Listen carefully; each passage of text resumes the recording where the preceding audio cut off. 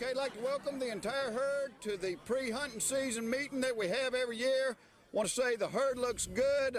Want to thank the Lord for a mild winter. Want to talk about the things that we talk about every year. Joining me today is Coach Buck. Some of you may not know him. Coach Buck was not originally from our area, but he expanded his home range and joined us last year. And though he's not a real mature buck, you can learn a lot from listening to Coach Buck here. He's seen a lot of tragedy in his 3.5 years.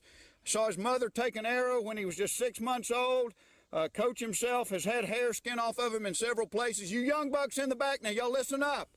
You know, you want to cut up every year at the meeting, and you always end up paying the price. You're going to be crying on opening morning. All right, first thing we want to talk about is feeding schedule. We're going to go with the same schedule that we've used for the last 2,000 or 3,000 years. Mornings and evenings, does and does with fawns come out first, followed by young bucks. And please, all of you, quit looking back in the woods at other deer coming out.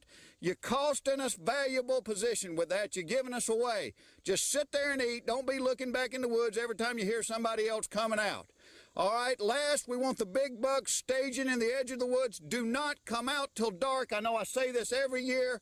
Dark means dark. A lot of you want to come out early. Your stomach start rumbling. You end up riding in a pickup truck when you do that, people. In the mornings last year, we had a lot of you lingering too long in the fields. Get back in the beds. In fact, it cost us our leader, Buck Sr., who, Coach Buck, I'd like for you to say a few words about him. But first, I would like to take a quick moment of silence for all the deer that are not back with the herd this year from last year, whether through hunting or automobile accidents. Coach Buck.